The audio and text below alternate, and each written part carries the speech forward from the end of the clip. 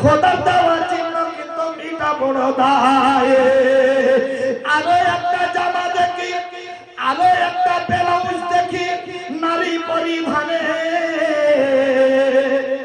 পেট পিট সিনা ফাঁকা শুধু মতখানে, এমন ভাঙে কেটে ছেটে তৈরি করা হয়, নামে মাত্র জামা কিন্তু পর্দা কিছু নাই।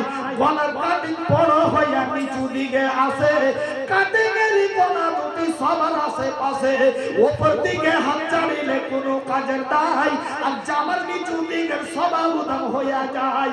আরো তাদের ঠান্ডের পাতা শুনের বন্ধু, একে একে বলি আমি শুনেন দিয়া মন, ঠোঁটে রং চোখে কাজল, ঠোঁটে রং চোখে কাজল মিশি দেখো দাঁতে, আর কানে পাতার মাঝে কত মাথা খোলা রাখে, রং বিরঙের ফাইল শাড়ি দেখো পরিধানে, আর বুকের ওপর ছোট্ট আঁচল বারে বারে টানে, এসব ফ্যাশন হইয়া থাকে ওইসব নারীগণ, পর পুরুষের ভুলাইবে এই তো তাদের মন।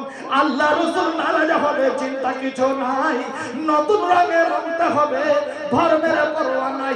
আর এ আমার বাপেরা, এ আমার ভাইয়েরা, এ আমার দাদুরা, আপনার বাড়িতে এইরকম বেহায়া নারী যদি থাকে, ওকে মগজ দিয়ে আপনি সোজা করেন, নচেত আপনার নামাজ রোজা হজ যাকাত সব বেকার হয়ে যাবে।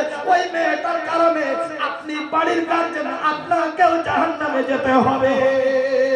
মারে আল্লাহ রাসূল বললেন ওয়া আহসানাত ফারজাহা, তোমার 3 নম্বর সিফাত হলো তোমার যৌবনকে হেফাজত করতে হবে, পার পুরুষকে তোমাকে দেখাতে হবে না। ওয়া আতাত বালাহা, এই আল্লাহ রাসূল বললেন 4 নম্বর সিফাত হলো কোনটা, তোমার স্বামী যদি তুমি পাও, আল্লাহ যদি ওই নিয়ামত তোমাকে দান করে দুনিয়াতে, যা স্বামী যদি পাও, জীবনে কোনোদিন স্বামীকে চোখ গরম করে কথা বলবে না, চোখ গরম করেও দেখাইও না। বড় কথা না, দূরের কথা, স্বামী এমন একটা সম্পদ আপনার জন্য মাহালে, যার স্বামী দুনিয়াতে নাই, ওকে আপনি গিয়ে জিজ্ঞাসা করেন স্বামীর মর্ম কতটা, স্বামীর গুরুত্ব কতটুকু। সুবহানাল্লাহ, আল্লাহ রাসূল বলেছেন দুনিয়াতে আল্লাহর পরে পরে একটা নারীর জন্য হলো তার স্বামী। স্বামী যদি তার অসন্তুষ্ট হয়, স্বামী যদি তার যদি চলাতে ফিরাতে যদি কষ্ট পেয়ে থাকে, সে যতই আবেদা হোক না কেন, যতই নামাজি পরহেজগার আল্লাহ ওয়ালি হোক না কেন, কিয়ামতের দিন ধরা পড়ে যাবে, ওকে সোজা জাহান্নামের মাটিতে যেতে হবে। আল্লাহ রাসূল বলেন কাল কিয়ামতের মাঠে যেই সমস্ত মহিলাদের 4টা গুণাগুণ পাওয়া যাবে, আল্লাহ ওকে ডাকবেন ফাতেমা রে, এরে খাদিজা রাবিয়া, রে আয়েশা খাদিজা, সুবহানাল্লাহ।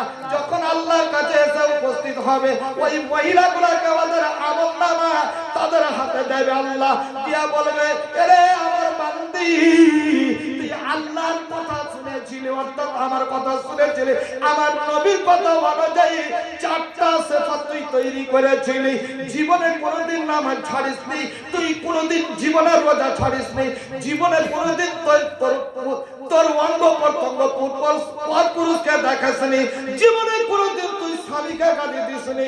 মিন আইয়াবিল জান্নাহ, এই যে আমার জান্নাতের 8টা দরজা খোলা আছে রে বান্দি, যেটা দিয়ে তোর মন চাইবে ওইটা দিয়ে তুই জান্নাতের ভিতরে ঢুকে যা।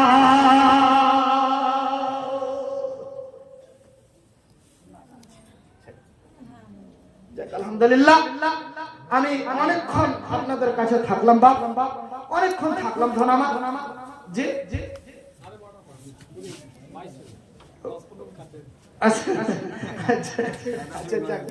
যাক আলহামদুলিল্লাহ। তো মানে